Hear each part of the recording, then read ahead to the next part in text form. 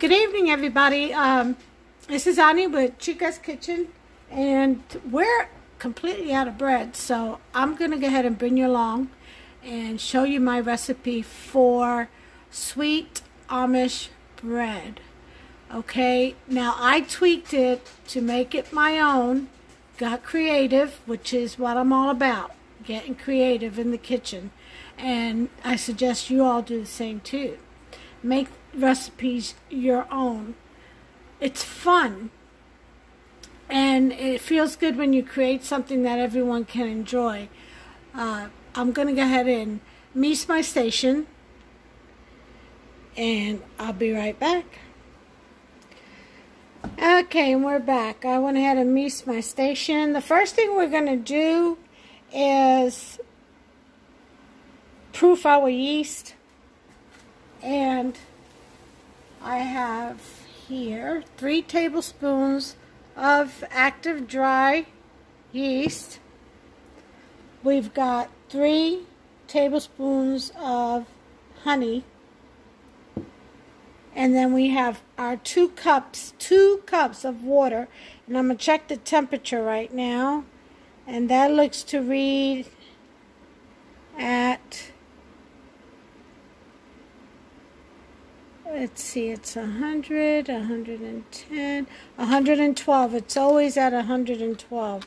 That's what my faucet comes out at. So, this is good to go. This is perfect temperature. 110 is ideal. Never below 105, never above 115. That will kill your yeast if it's too hot. Too cold, and it just won't activate the yeast at all. All right.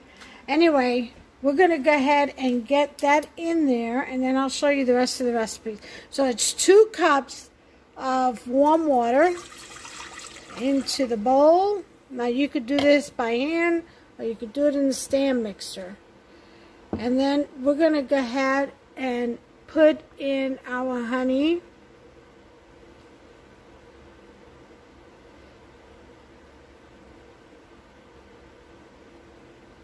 I'm going to go ahead and put you all down so that I can handle my ingredients. Give you a better view anyway. Okay, I'm back. Just wanted to get all this goodness. Need 2 hands for that. See all that honey I would have left behind? Oh no!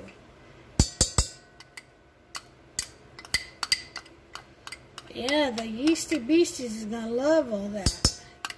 You don't want to deprive them. You want them to have fun and wake up and bloom. The happier the yeast, the better tasting the bread.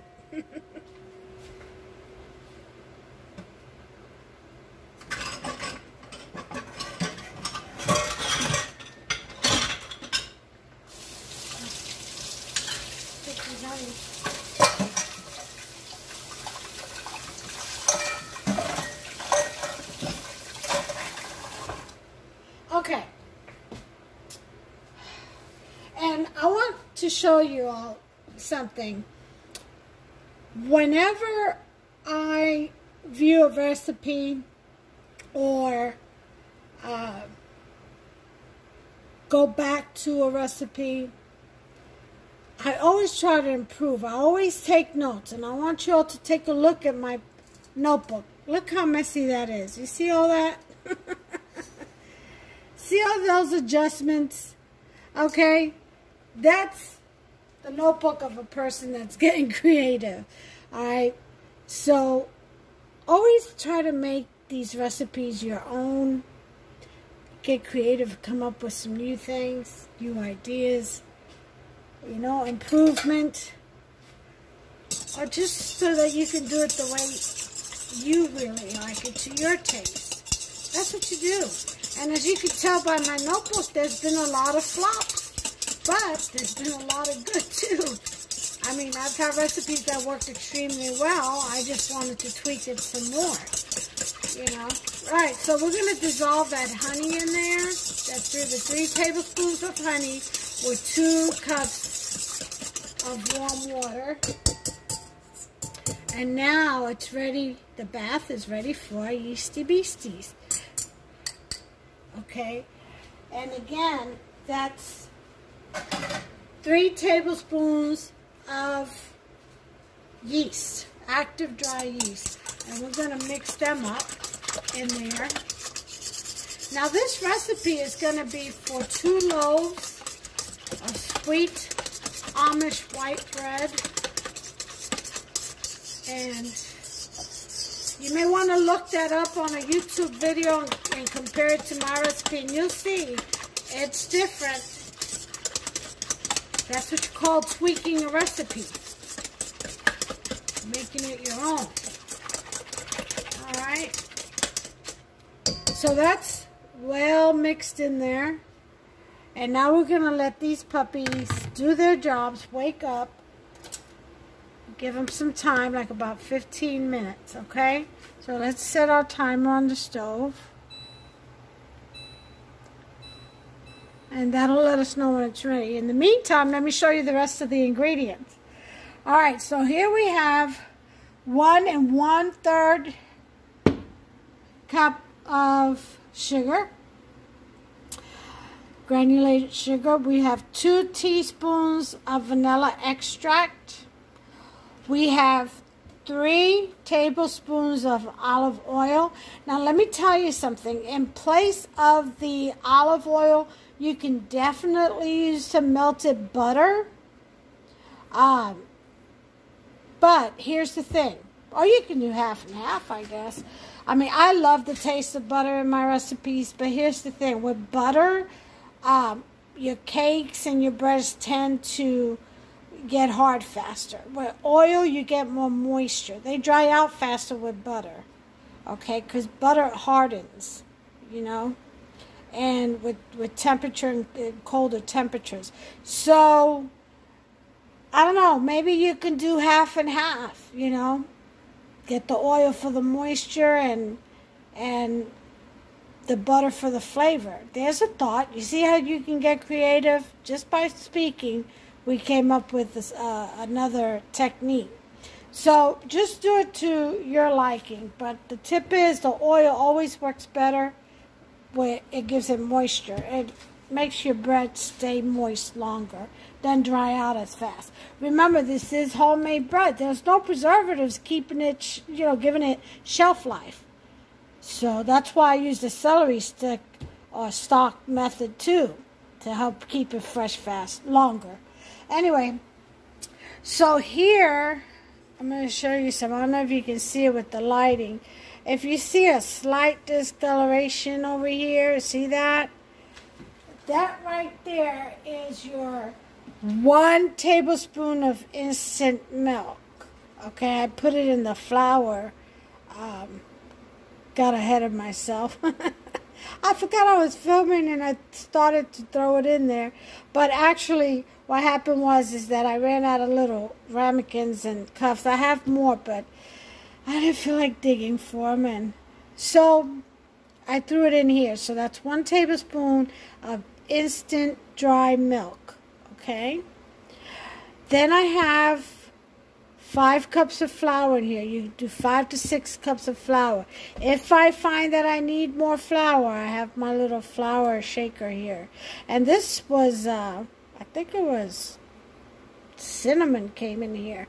And I kept a little glass jar. I figured I could put some flour in there and use it for when I need flour on my surface and stuff. Yeah, so, all right. Then to the flour, we're going to add the instant dry milk, which I've already done, the 1 tablespoon of that. Here is the Vital Wheat gluten. This will assist the bread flour and give it a higher gluten count. Okay, so it's 1/4 teaspoon per cup of flour. So we have 5 cups of flour in here, so it's 1 teaspoon and 1/4. I'm going to throw that in there. Okay. Seems to be a little stuck on the bottom. Moisture. Okay. So we got that. Then we have 2 teaspoons of salt. Remember, never put your salt in with your yeast. It will kill your yeast. Okay, but salt is definitely necessary, not just for flavor and to bring out the sugars or the sweetness and everything, but to control the yeast in the baking. Okay, so you don't bake a parachute in your oven. All right, and then we have here 1 teaspoon of baking powder. So throw that in there. All right. And last but not least, 2 tablespoons of instant potatoes. Okay? Potato flakes, potato flour. This happens to be potato flour. It could be potato flakes. Just, well, you know, box mashed potatoes. Yeah, just 2 tablespoons of that. Is it 2 or 1? Yeah, 2 tablespoons of that. Okay? And once that's in there, you're going to want to go ahead and give it a nice mix. And go ahead and mix it. And just mix it real well. Get all that incorporated in there. Your 5 cups of flour. Now remember, this calls for 5 to 6 cups. The reason why that happens in a recipe is because of the temperature in your kitchen and the way the flour reacts to it. You know, if you're in a humid environment or your kitchen is cold, you may need less flour or more flour.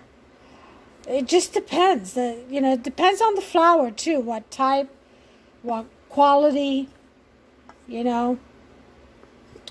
So you always have an extra cup ready so that you can add if you're not getting the desired dough ball consistency.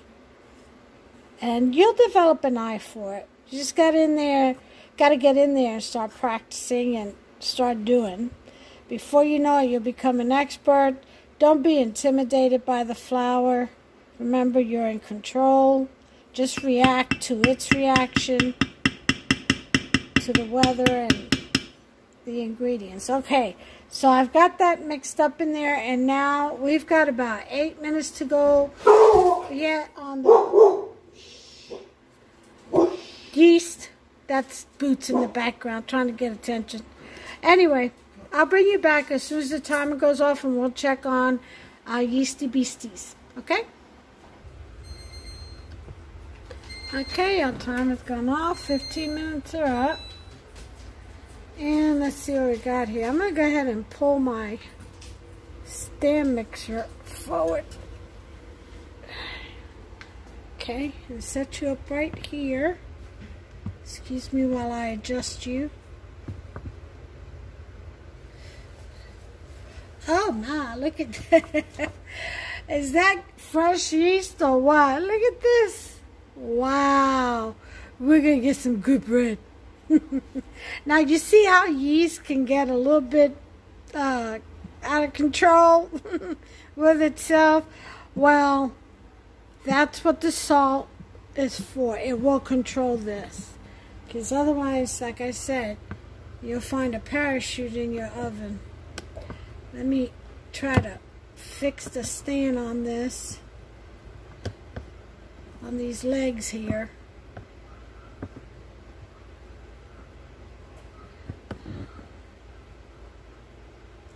Alright, I think that's going to do it. Well, I'm going to grab my dough hook real quick. Excuse my arm. There's my dough hook. But I'm not going to put it on until after I put my ingredients in here. Okay, so we're going to go ahead and to the yeast, we'll put in our vanilla. See how sensitive it is?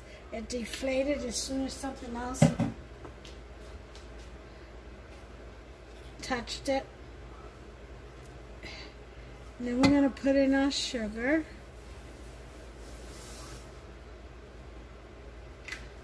Okay.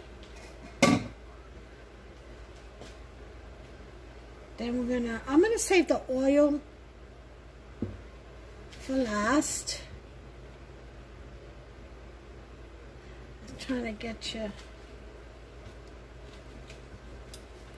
And now it's time for the flour. So we're gonna go ahead and put in the 5 cups. But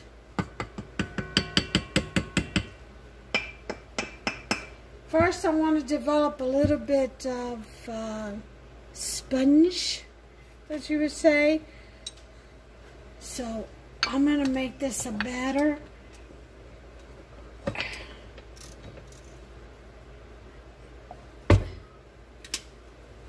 I'll put it on one.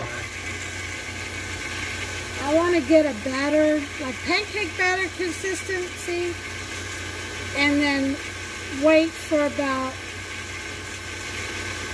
15 minutes, 15 to 20 minutes, just so it can develop a good sponge.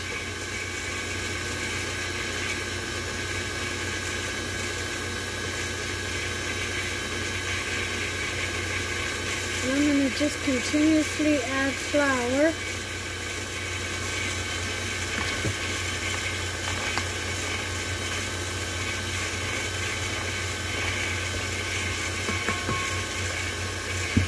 There it is. There's the batter consistency I was looking for. So I'm going to put that on the 2.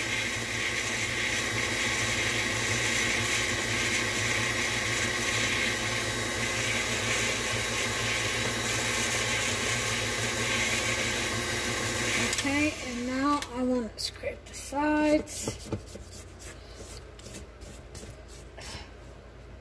all the way around. Yep, make sure you get all that.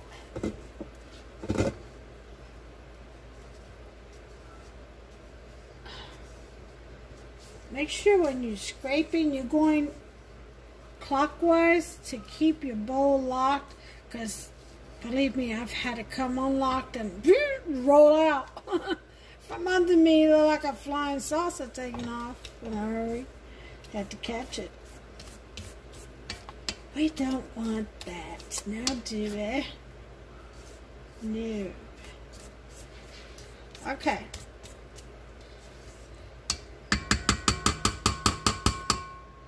And put this back. Get all this from up here. I don't like wasting nothing. No. I guess when you grow up poor, that is not a laughing matter. It's the truth. Alright, I'm going to give this another go at it. Number 2. Never really go above a number 2 when you're doing a batter for a bread. I'm making a dough. You'll burn out your motor on these. Now, if you're whisking something, you know, you can go as high as you want, like eggs or something like that. A pancake batter, you know. You can go, I would go to about a 4. But when you're making breads, it's so thick with so much flour and so heavy, you don't want to overwork your motor. These are little motors up in here, and you don't want to overwork it and burn it out.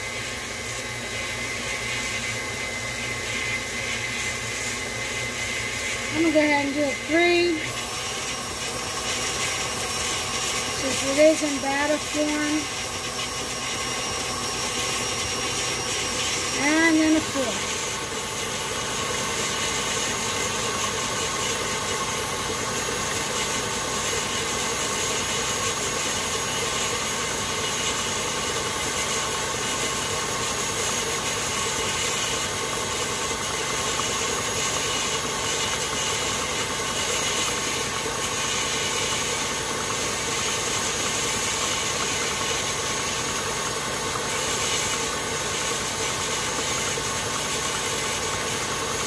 Alright, so now what we're going to do is we're going to cover this puppy up and set our timer. I'm going to do it for 15 minutes. and I'll bring you back. Okay, I came back to show you some. I've got my pans, my loaf pans already buttered all the way around the sides and the bottom. So I got about 9 more minutes left for that. Here's the rest of the flour, and there's the oil, the last ingredient to be put in. But I wanted to take this opportunity to talk to you guys about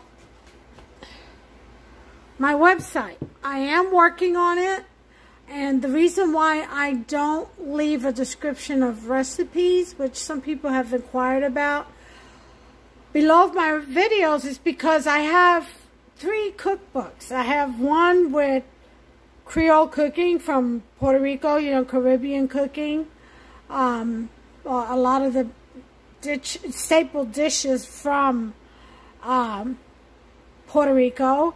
And then I have one for baking, like breads and cheese balls and cakes. I'm sorry, not cakes. Bread puddings and stuff like that. Then I have one for desserts, cakes and pies.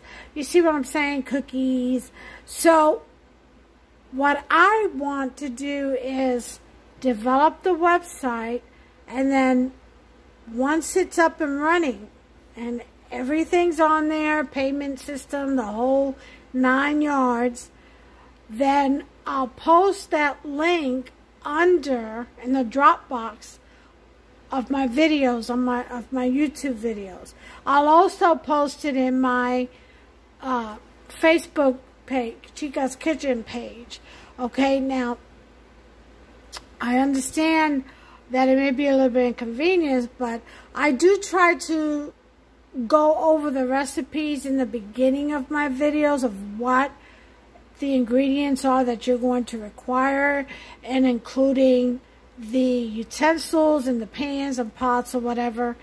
I do that in the beginning so that you all can write it down and get creative in your kitchen.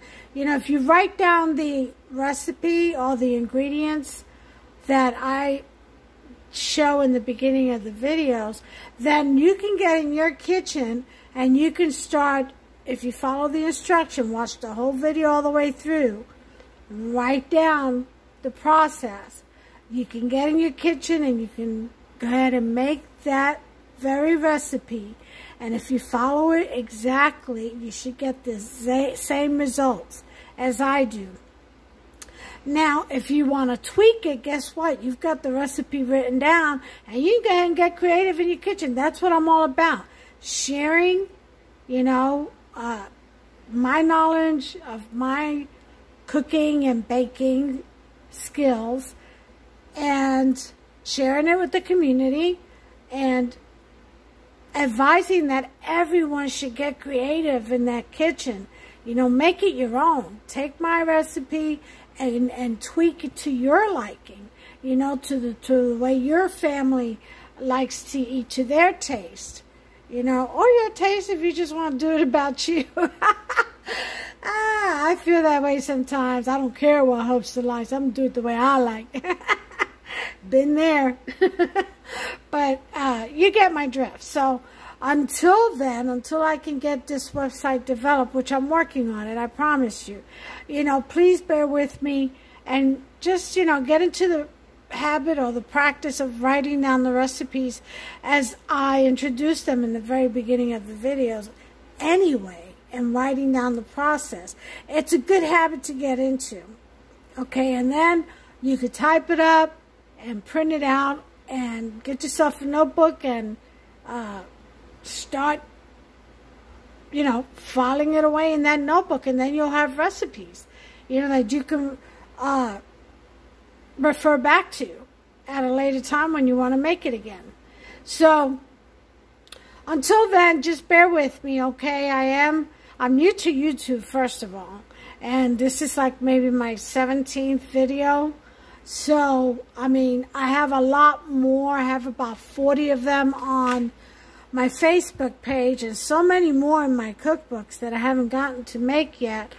But the reason why I can't just post all the ones from Facebook is because I did find a way to export them. I did. Which was a problem in the beginning. I couldn't find a way to export my videos on my Facebook page to YouTube. But I did find a way. But then, if you notice on some of my YouTube videos in the beginning, they're kind of like a narrow screen, you know, blocked on either side. And I need the widescreen so that when you click on that video, your whole screen shows what's going on.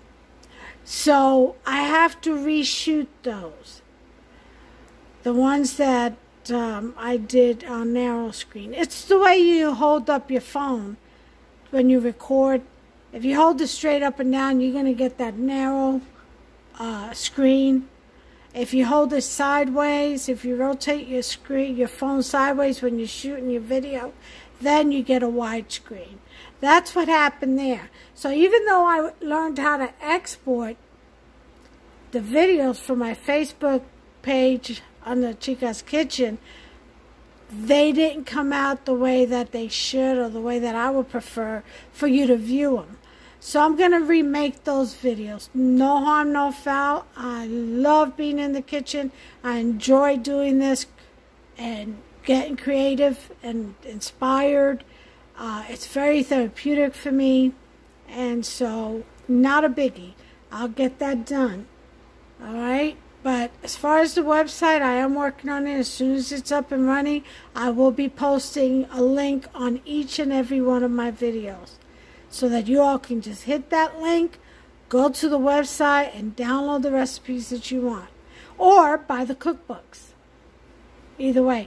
And that's another reason why that is my creation, and I just don't want it out there like that until I get the books published. That's another reason. So just bear with me and stick with me. I promise good foods are coming. Good recipes. I'll have you an expert in no time. And if you're already an expert, guess what? Let's share. Let's share each other's expertise, you know, and get in there and get ours. All right? So anyway, I've got about 2 more minutes to go. I'll bring you back. Okay. Timer went off. Let's take a look at what we got here. Oh yeah. See that? That's what we want to see. Is some good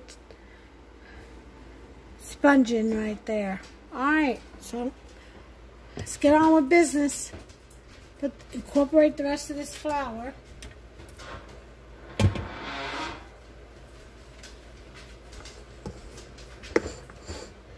Just gonna throw the whole thing right on in there.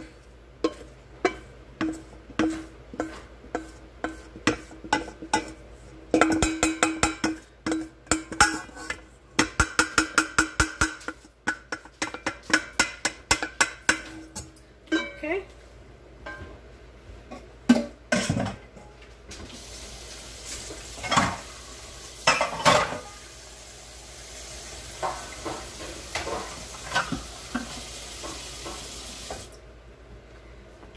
Alright, let's get and level this off a little bit.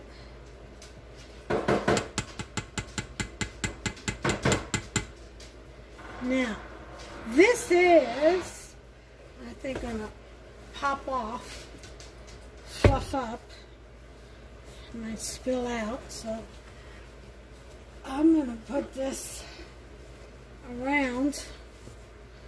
Okay, we're gonna lock, and we're gonna put it on one, just to incorporate. You gotta hold the towel, otherwise it'll wrap with the dough hook.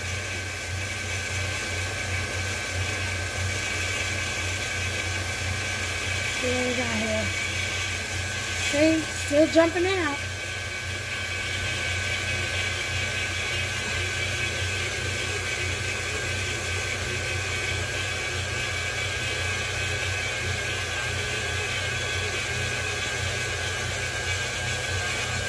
Alright, now I think we're safe.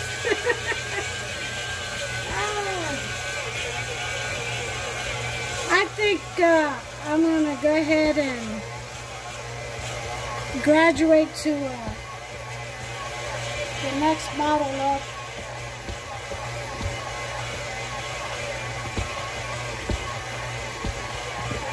Okay, you see how that dough, it's kind of thready,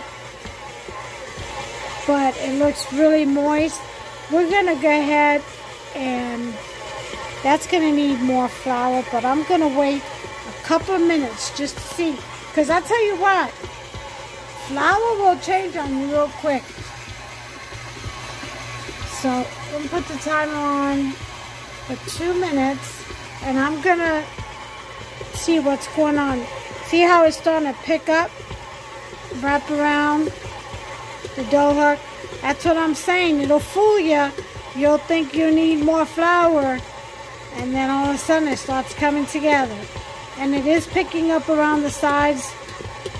If you see that pulling. Now, I still have the oil to put in though. So that's some more moisture. So I think this will require the extra cup. But that's the gluten developing in there. I am going to give it a couple of minutes though. 2 minutes, 2 to 3 minutes usually will let you know where the dough stands. It communicates in time. So, we've got about 50 seconds left. And let me go ahead and get the extra cup of flour ready.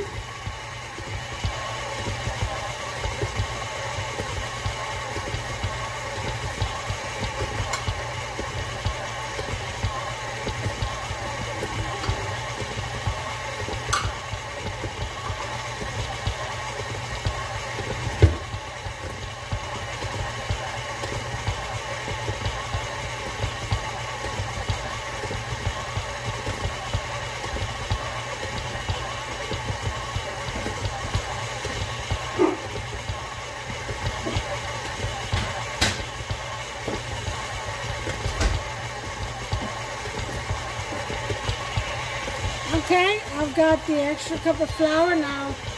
There's my 2-minute timer going off. Definitely needs more flour. As you can see, it has not come together. So I'm going to slow that down. Very tacky and still sticking.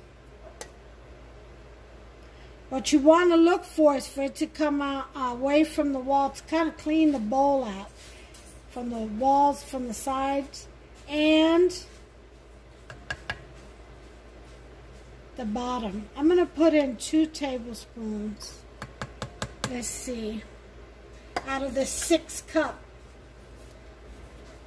That's why the recipe always calls for an in-between, like a 4 to 5, 3 to 4, 5 to 6 cups. You always start with the minimum amount and see how your flour is reacting that day with the humidity or lack thereof.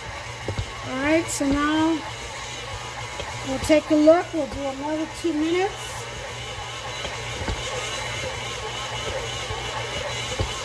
Put the timer on.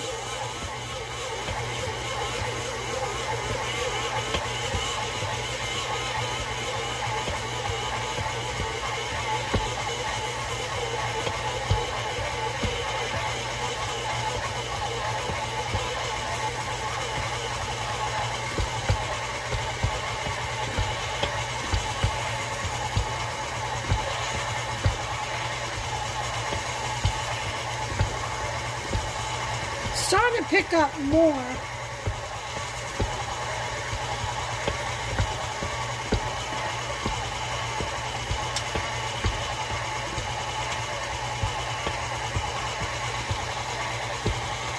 Now I've got that setting on the number 1.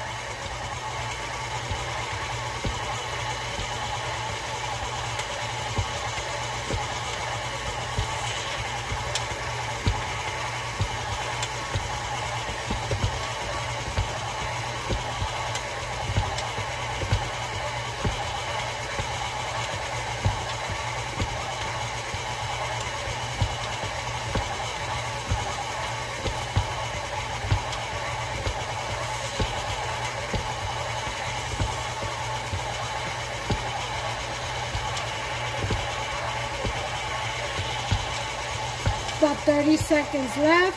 This is going to require definitely more flour. It's getting there, but not quite. So I'm going to turn that timer off because I already know it requires. So you get an eye for this stuff. It's getting there though, but it's not sticking as much, but it's still sticking. So let's go ahead and put in 2 more tablespoons out of this cup.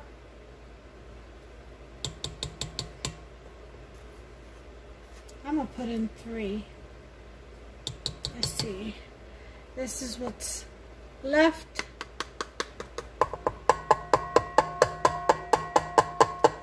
We got about half a cup left of that 6 cup. Let's see what this does. Put in our 2-minute timer.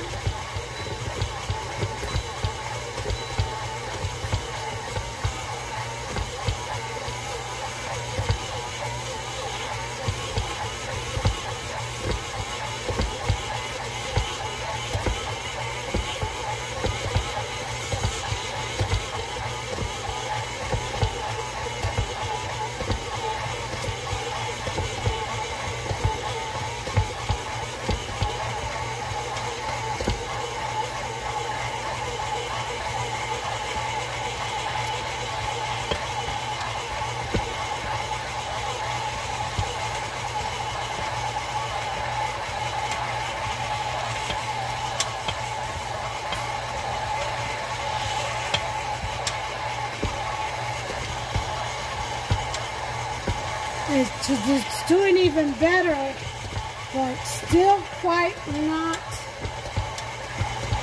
yet pulling totally away. It is cleaning the sides of the bowl a little better. See?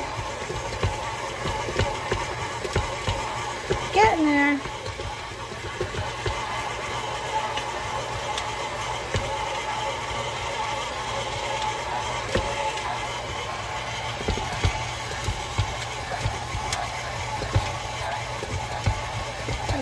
To make sure it doesn't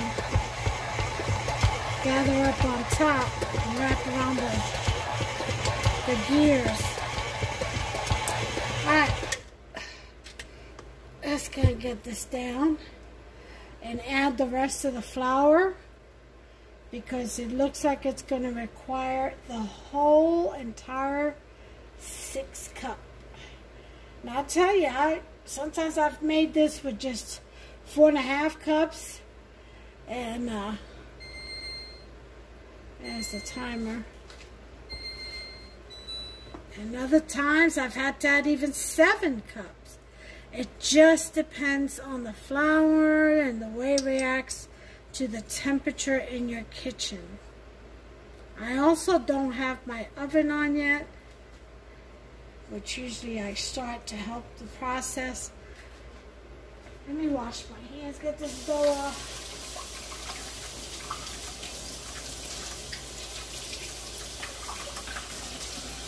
And start off with a fresh dough hook. If you water your hands, you can handle the dough a lot easier.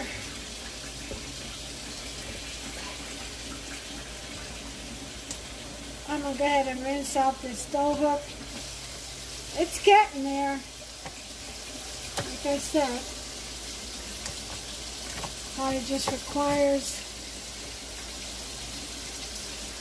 the other cup, the rest of the flour, rather.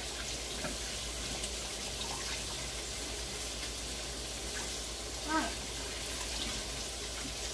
Wash this off. Start with a clean dough hook. Add in the rest of the flour. And then we should be in business.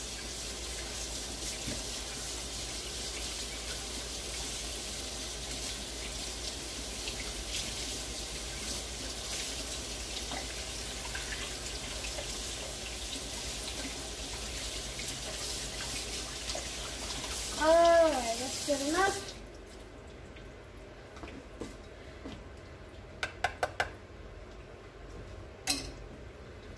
I'm going to throw in the rest of this flour. That's the 6 cup that the recipe says it might call for. Okay. I push this down some.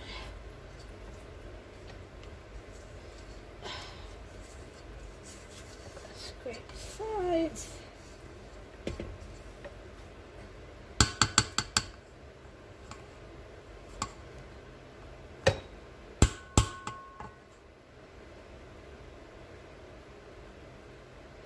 Alright, let's go ahead and put a number 1. There we go, flour flying everywhere.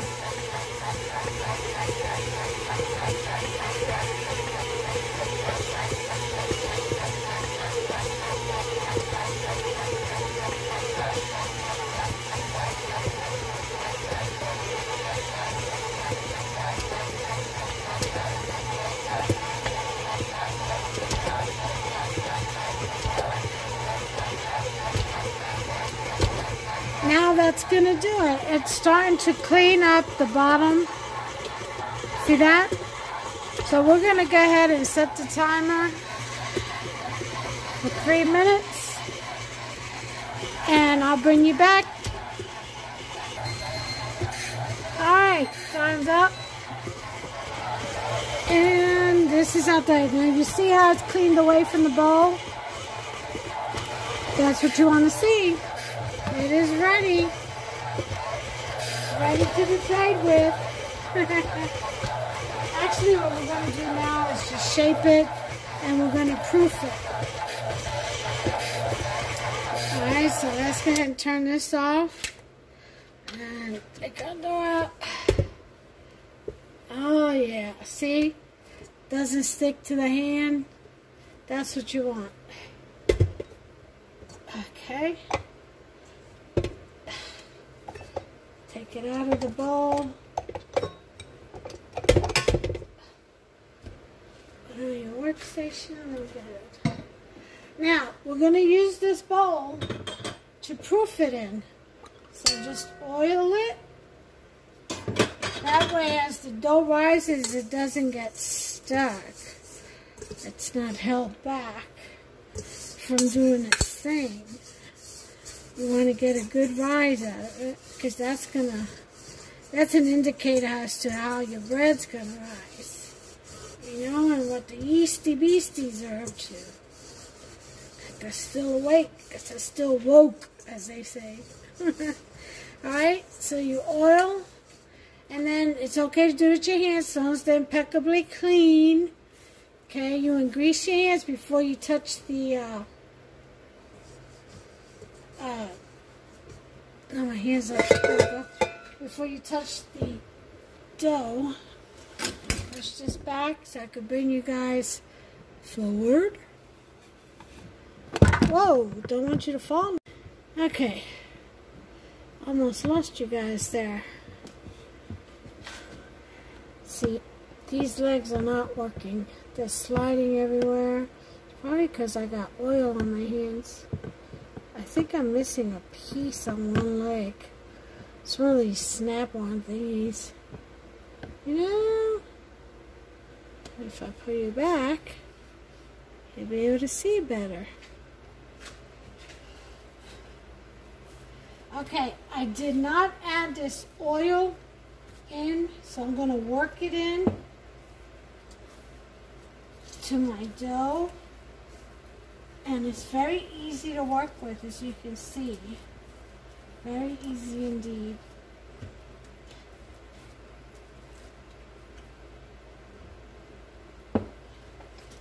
Yeah. I'll work that in there.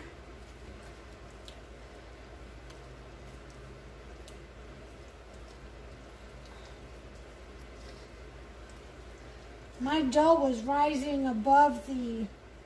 That's probably because this is a 4.5 quart and this is like a 6-cup recipe. So I got too big, it started to rise.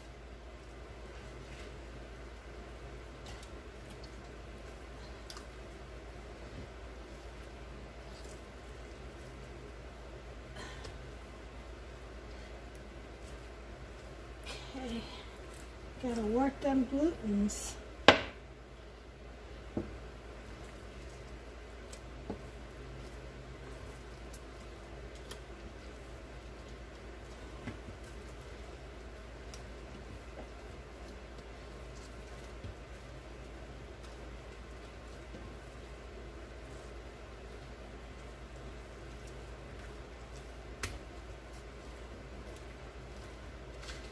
Okay,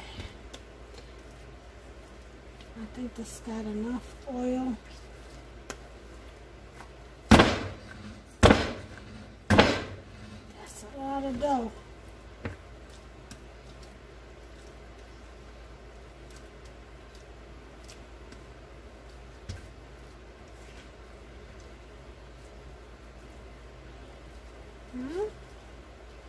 See that?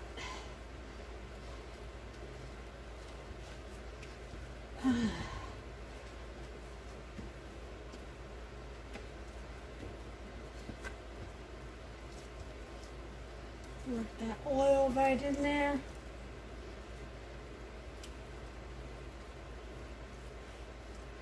Looks like a big old wonton.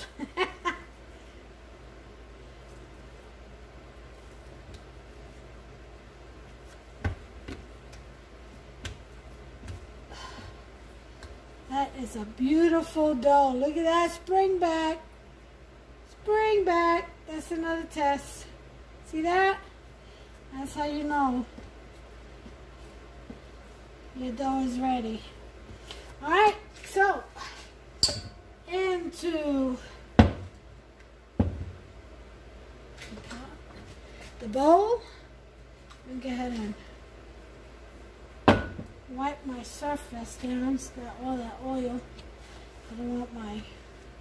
I got paper towels underneath. They're getting tired of shining the stove. Alright. I'm done with all the ingredients. Ooh-wee.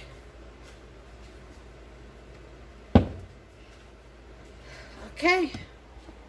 We've got our dough ball in there.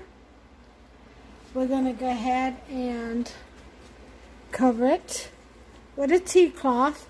It has to be a cloth without any furry materials. Okay.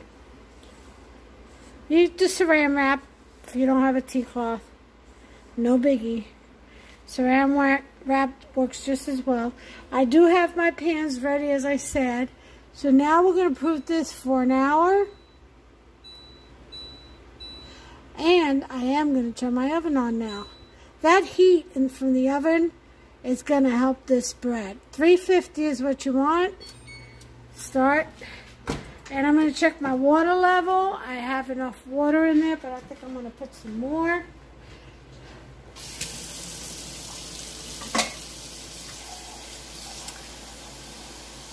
Just for good measure. Okay. There we go. That's going to make it very steamy in there. Alright, I'll catch you guys once my timer goes off, once this hour passes. Okay, timer's going off. I'm going to turn that off. The oven is heated to 350. Let's take a look at what we got here. Isn't that pretty? That's a pretty rise. So, let the air out. Look at that dough, so nice and soft. Alright.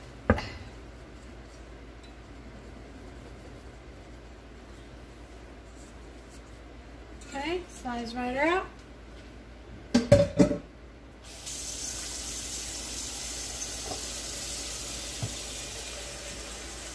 Alright, now we're ready to slice, and I may have enough dough here. It's a lot of dough. I can make some more, so I'm going to do this. I'm going to cut about a third.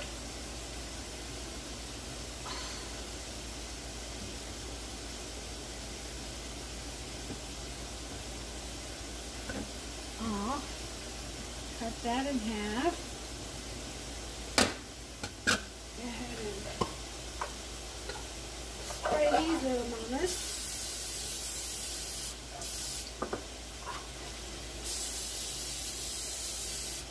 Okay.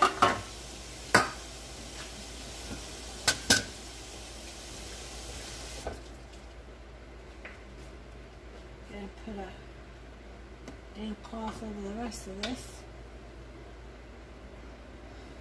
While we work on these, I'm gonna make some mini loaves first. These will be good for bruschetta. Little tiny toast with diced tomatoes and cheese and garlic, minced garlic. Oh yeah. Okay, so you're gonna roll them up. Can you all see what I'm doing?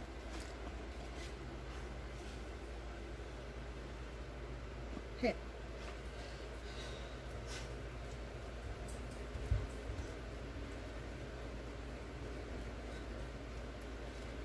Okay. Pinch, pinch, pinch, pinch, pinch, pinch. Pinch, pinch, pinch, pinch. Yeah, I go with that thinking. I'm telling you, I think it's because cooking is so therapeutic. It just brings the joy out in you. You just can't help but belt out a few little unknown tunes. Alright, so that's end done. Let's go ahead and kind of put this end in. Okay. And we're going to shape it.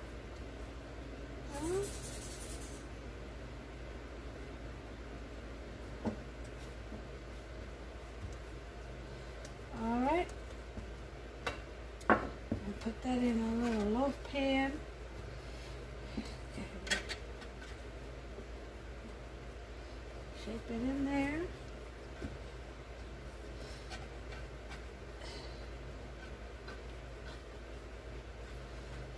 Alright.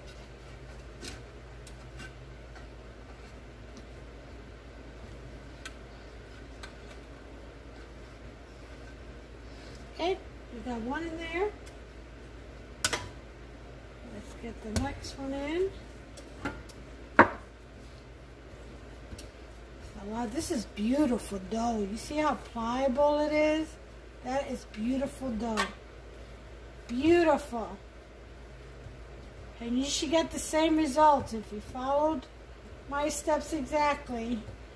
You should get the same results. And the reason why we do this, not just to shape the bread, but you want to get some of those gases out, release the gases from the yeast. Releases carbon dioxide, and if you don't get them air bubbles out, your bread will have holes in it. And it's okay to have a little bit of holes in it, not too many though. You want a nice together crumb. And oh, you can feel them popping underneath your fingers, I'll tell you. Ooh. Alright. So you're going to roll this one.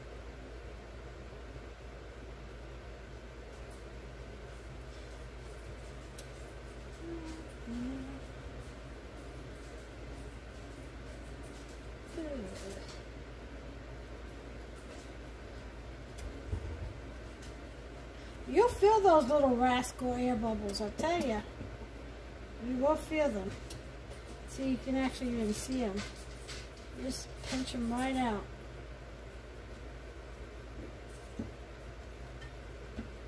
Okay. We want to seal all the way across and pinch, pinch, pinch. Tickle the dough, tickle the dough. Okay. Make sure that's pinched together well so it doesn't open up on you. Roll it. Kind of gather it. Push in the ends. Pull up and pinch. Put in the ends. Pull up and pinch. Okay. And you have your other dough.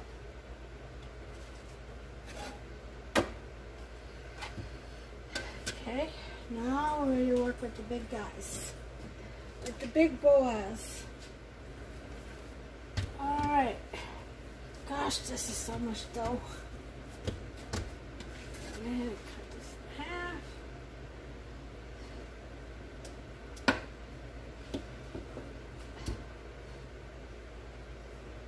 Okay.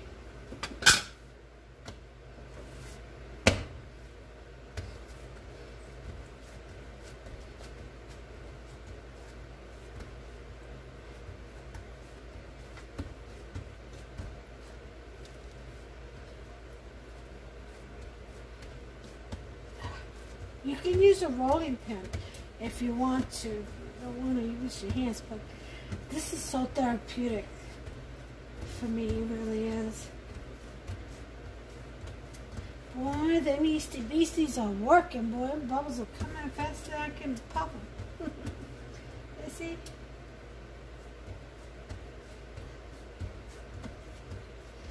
Okay.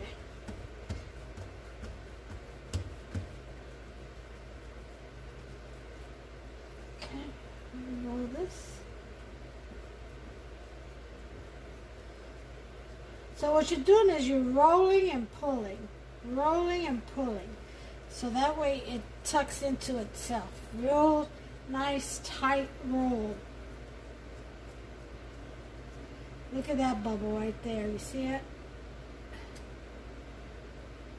Yep. That's some pretty active yeast in here.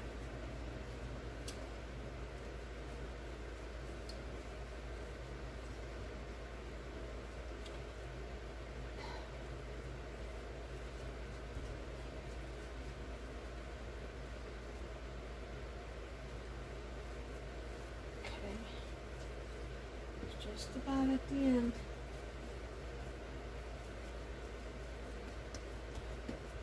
Alright, so now we're gonna pinch, pinch, pinch, pinch, pinch.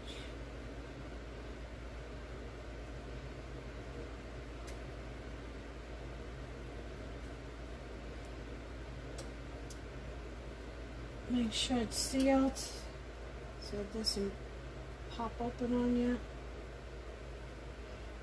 And we're going to tuck in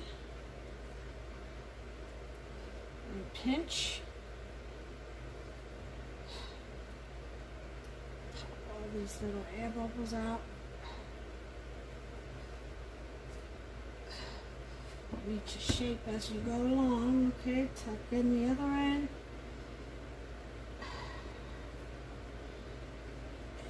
Pinch.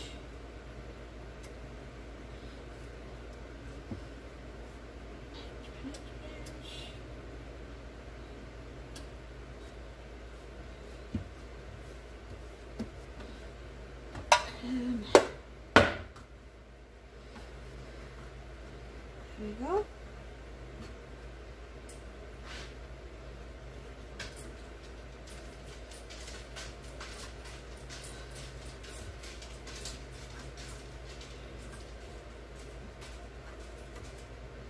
Okay. There's three.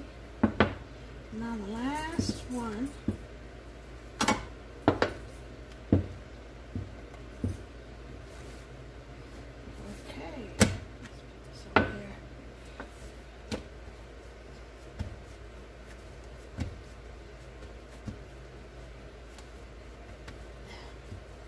Reason why I got those two is that extra cup. Usually just 5 cups and does it, but with the temperature in here and it being so cold outside, and I didn't have my oven on, I had to use 6, the full measurement on the recipe, which was 6 cups.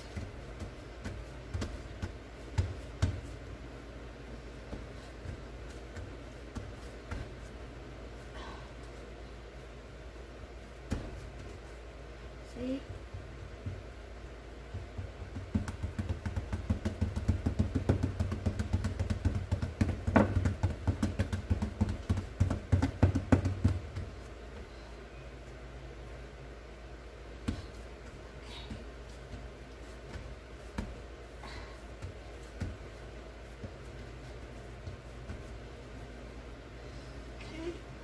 Now let's start rolling.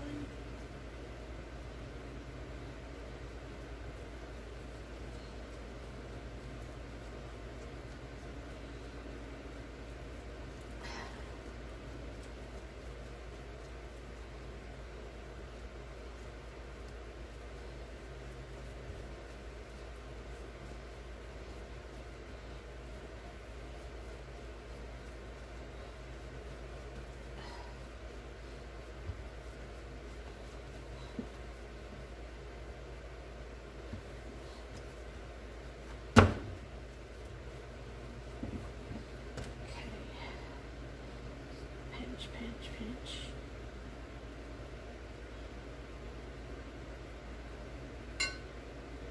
Honey, what do you do for on a Monday at 11:50 at night? Oh, I got a giant to feed. I gotta make sure there's bread in the cupboard. I enjoy this though. It's my peacetime, quiet. Everybody's in bed. Everybody, like there's a house full. It's just my husband and I, and my service dog Boots.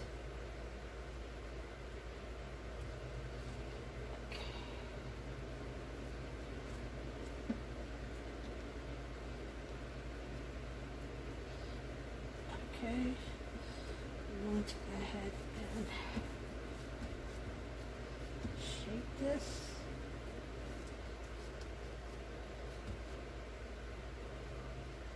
Pinch. Okay.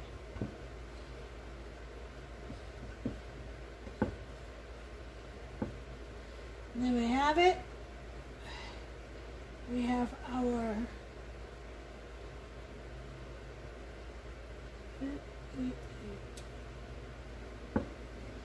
okay, so now what we gotta do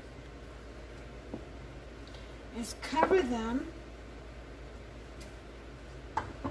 and let them rise for about half an hour.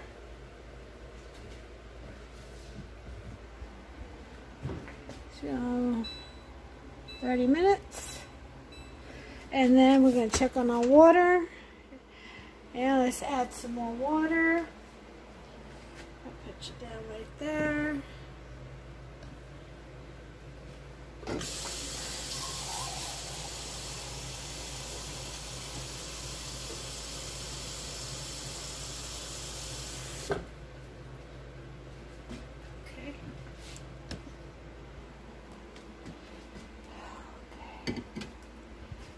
Restore a little bit more.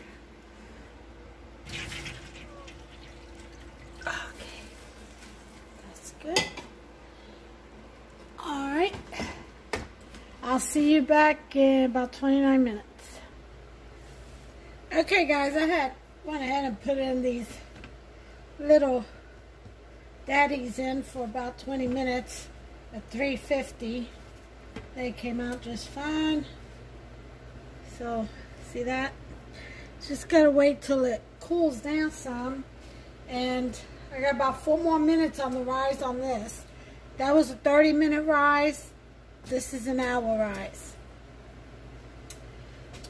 So, let me take a look. Oh yeah, they're rising just beautifully. I gotta get better bread pans. I've got a Pullman pan, which is, it actually comes out like a loaf of bread you would buy in the store. And you see, that's a Pullman pan. And great baking pan. And it comes out with the same length. And it has a lid, so you close it when you bake it, and it just bakes up this high. It doesn't bake over the pan. But I like the over the pan kind of thing. I like the old-fashioned kind of loaves, the regular loaves. So you got about 3 more minutes, and these are still very hot. Let me. If you hear that? That's what you want to hear. That's how you know that it is done. So I'm going to go ahead and put some butter on the top of those.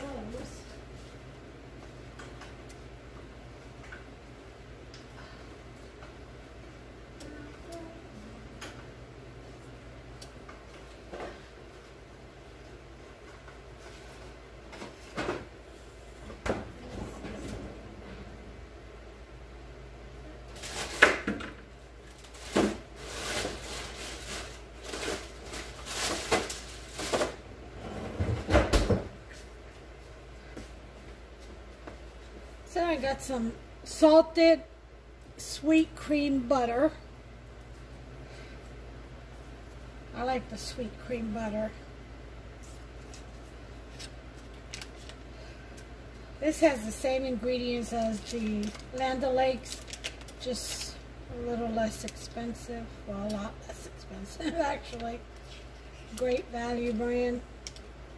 But if you look at the ingredients in the back, the holidays are here, and so is T-Mobile's. They're about the same. Let me turn this TV down. We'll keep you connected to those you love with the new iPhone 11. So T-Mobile is giving you an iPhone 11 on us for each new line of unlimited. For yourself, or up to a...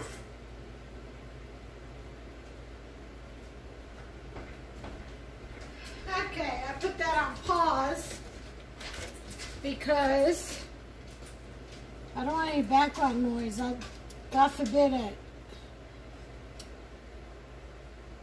Take somebody's copywritten stuff and accidentally voice it, you know, pick up on it on one of my videos, and then I get my videos muted or taken down.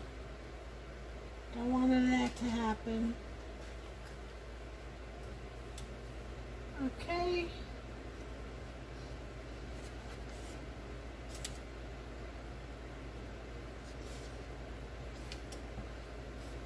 Now, if you want the tops a little crispier, you can definitely put it in for, this was in there for about 20 minutes. Oh no, I'm sorry, 15 minutes. You can definitely put it for about 20, you know, to give you that crispier top. But since I'm going to use that for bruschetta anyway, it's going to get toasted, so I'm not really too worried about it. And there are my 3 minutes are up. It's time to put these loaves into the oven. Woohoo! Nice rise. See these hair nets? You get like 100 for, I don't know, how would I pay? $5 or something? I don't know. But they work perfect. Then you just throw them out. Alright, now this is a little funky. Alright, go ahead and throw that in there. One in. Number 2 in. Check my water level. Go ahead and add about a cup of water. Alright. Let me splash some in there. That's some steam going. Alright, so now we're going to bake for about 30 minutes at 350. We'll come back and check if we need more time. Since there are 2 of them in there, we'll go ahead and put it for another 10 minutes. In the meantime, those are the 2 little mini loaves that I made for bruschetta, because that extra cup I had to use to get that dough ball together made too much dough for what I needed it. So it's always good to buy those little bread pan loaves, you know. You know what else I use these for?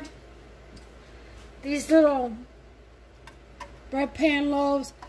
When I do meatloaf, I do individual ones. I do one for Hubster and one for me, which I probably eat like 2 slices and then Hubster gets the rest. But, you know, they're good for individual dishes. Mac and cheese, baked mac and cheese if you know, just want to make enough for the 2 of you. So it's very purposeful. And comes in handy. You get some of those, and for when things like this happen and you have to bake extra because you have extra dough. Yeah, just throw it in there. And then I have little heart-shaped ones. What are they called? Springform. Yeah, I have a little heart-shaped springform pan. I usually, with extra dough, I usually make a heart-shaped loaf for Hubster. Aww. He's my penguin. Anyway, I'll be back in about 28 minutes. We'll take a look and see what we got in this oven. See if it needs more time or if it's done. Be back. Okay, we've got just a little over a minute to go. These have already cooled down, so I'm going to go ahead and bag them up. And I'm not going to put a celery stalk on these because, like I said, I'm going to use these for bruschetta. So if they get hard, that's even better. Remember, bruschetta is best when the bread is stale or hard. And that is going into the bread box.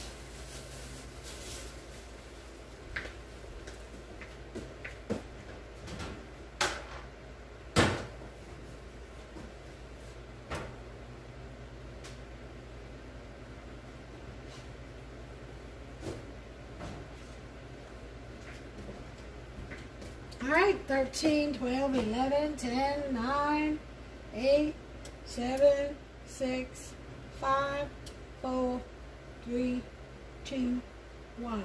Bing! Alright, let's take a look at these funky breads. I'm just kidding. Beautiful!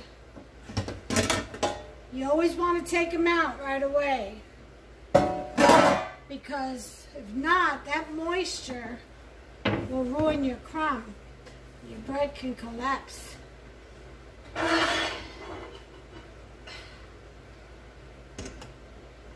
Now, look at the difference. I'm going to show you.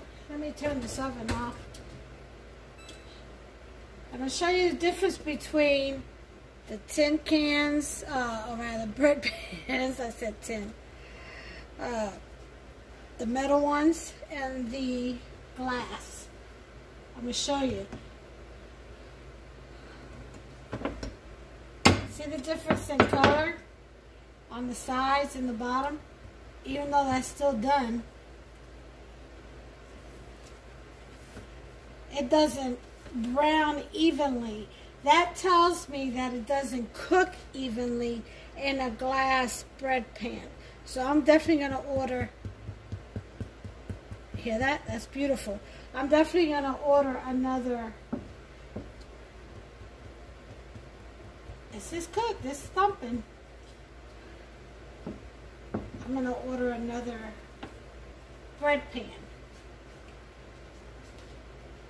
But not the glass one,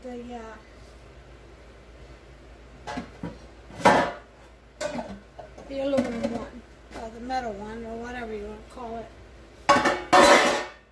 Alright, so here are the 2 loaves. God, they are so hot. Let them rest. I like to put butter on mine right away because I like my breads, especially my sweet breads, to be soft.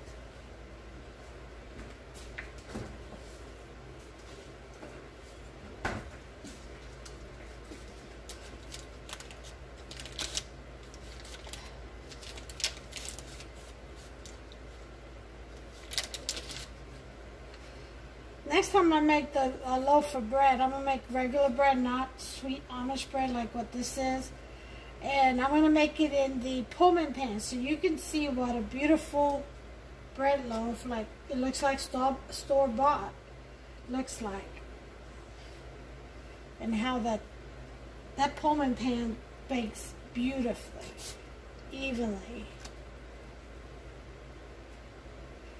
Like I said, I just like using the old-fashioned ones because I like the shape and the old-fashioned look on the bread loaves.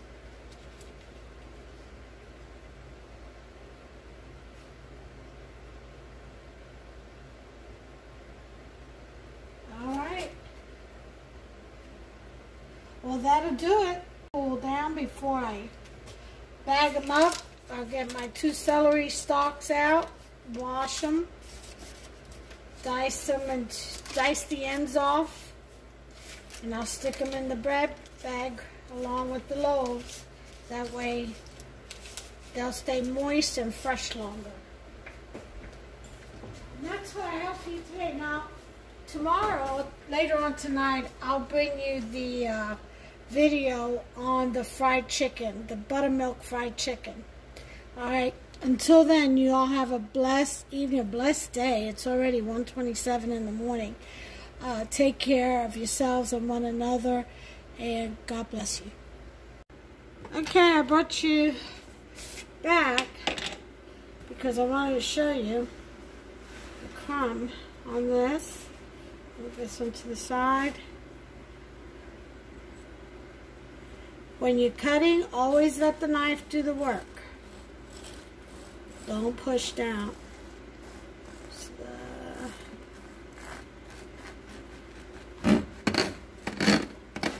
Ooh, look at that beauty. Look at that. Isn't that beautiful? Ooh, look at that. Oh man, that's a good crumb. See that? Beautiful. Pinch. That's what you're talking about. Perfect every time, and it's sweet. It's got that sweet flavor to it. I'm going to go ahead and wrap this up and put it away. You got to make yourself some. You really do. Good night, folks.